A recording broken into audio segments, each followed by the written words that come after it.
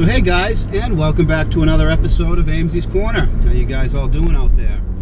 So I'm just taking a road test in this Trailblazer. We're trying to get the readiness flags here to pass so it can take a state inspection sticker, make sure that check engine light stays out.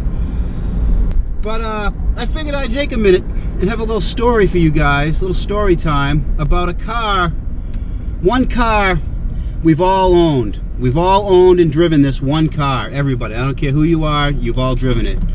And that would be your first car. So I was looking through some social media posts and stuff from different people and whatnot, and I came across some videos of my first car. The first car I ever owned was a 1990 Mazda Miata. Perfect first car for someone like me. But really cool story behind that car, and I found some of the videos, so we'll take a look at the video.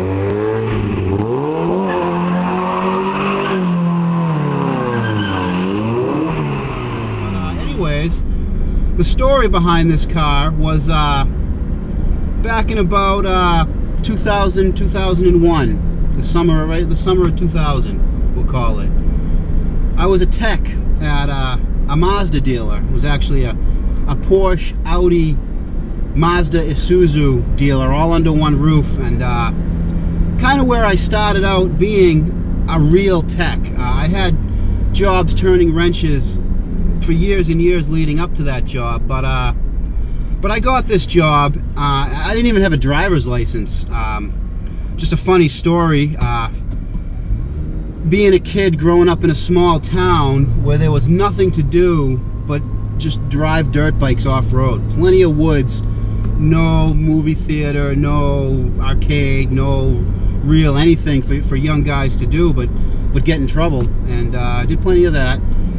But yeah, riding dirt bikes was all there was to do, and I used to just get anything running, dirt bikes, four-wheelers, whatever you would find in the mid-80s, rotting in somebody's backyard.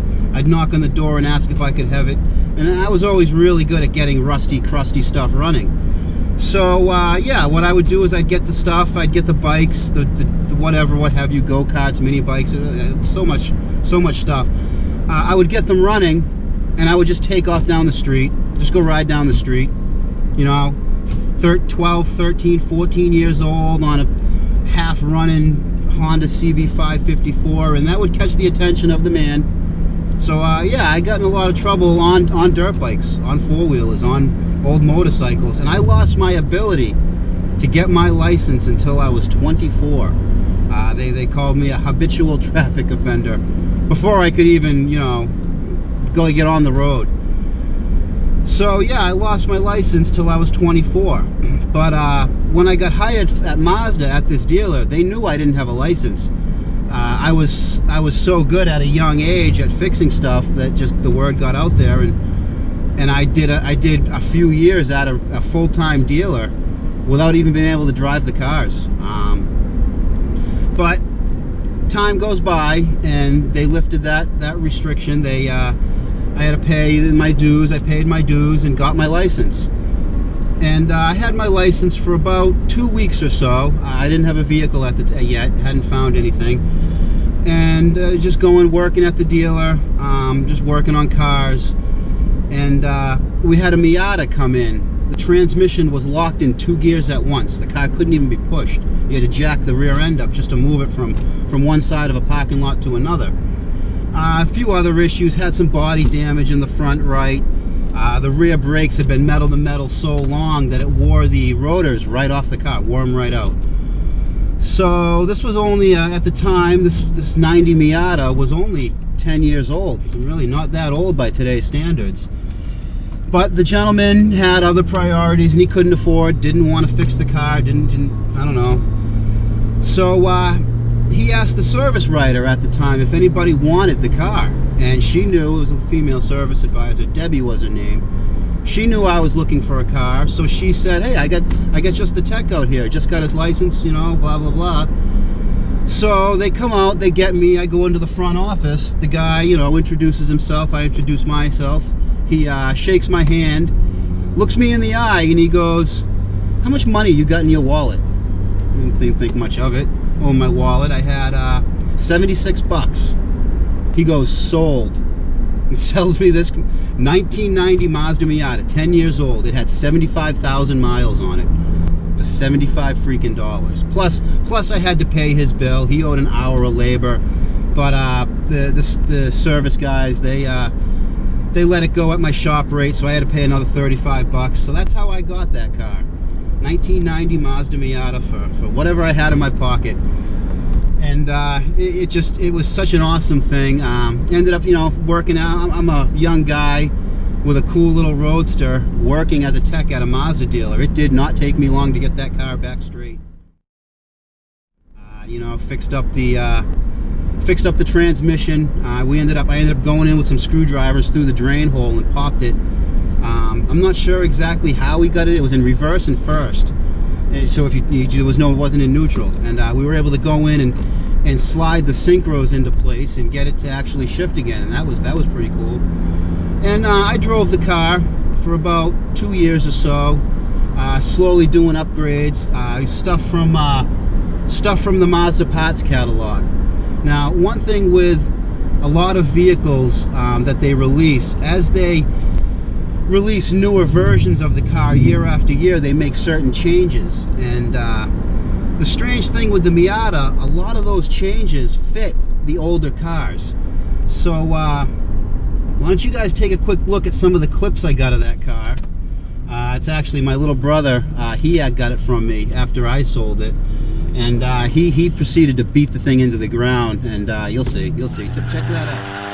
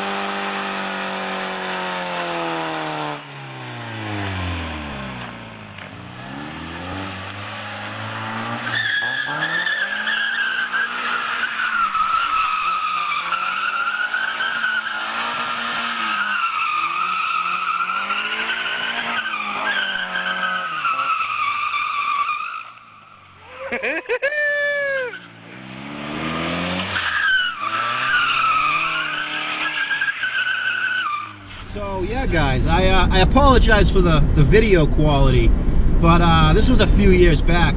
This probably would have been 2005 that those videos were taken. It was a silver car when I owned it. He painted it black with the white stripes. Then he painted it red, and then he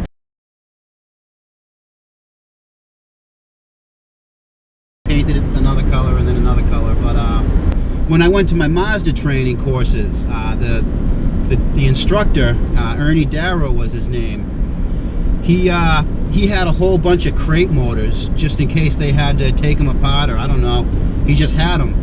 So one day he knew I was having some problems with the first gen Miatas. They had a weak crank nose, and me driving the car, I drove that car pretty hard. I started to wear out the crank nose on it, so I couldn't drive it to training, which was about 100-mile one-way trip from here. So I drove some piece of junk motorcycle there. He got such a kick out of the whole story with the car that when in training one day, we go to lunch, come out of lunch, and there's a crate Miata motor sitting in my chair, like next to my chair, and I'm like, he goes, 30 pack of Bud Light for a crate motor, brand new crate motor. So yeah, I had a brand new crate motor in that car. Was a blast. Ended up porting the head, did some other work to it, and yeah, that's the story of my first car. I ended up driving it. I ended up needing something bigger, so I traded it off for free rent somewhere. I lived in a motorhome for a little bit. That's another story for you guys. But I ended up trading it off for free rent for a year, and then my brother ended up buying it off of that person, and he he beat it and beat it and beat it for a good number of years until he finally blew the thrust washers. Manual transmission cars put a lot of thrust force on the crank, and he blew the thrust washers out of it. So all intents and purposes, he pretty much toasted the motor.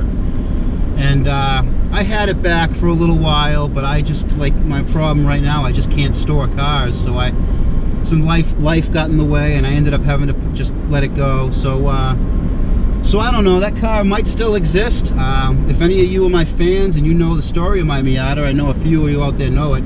AJ, if you're watching, if you know any information, leave it down in the comments.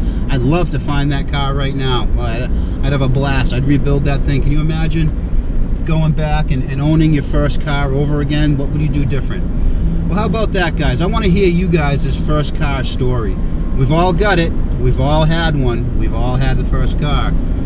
So yeah, if it's just you got a story of a beater you picked up or something unique you got for your first car, I'd love to hear it. If it was just your grandparents' car, let me know down in the comments. Leave your comments. Thumbs ups are appreciated. Thumbs down are fine. That means you watched it. And love the comments, guys. But anyways, looks like I got one readiness flag passed. This might take a sticker, it might not. The green arrow's on. So anyways, I gotta get this back to the shop, see if we can get a legal eagle, and until next time, guys, keep it out of the cabbage.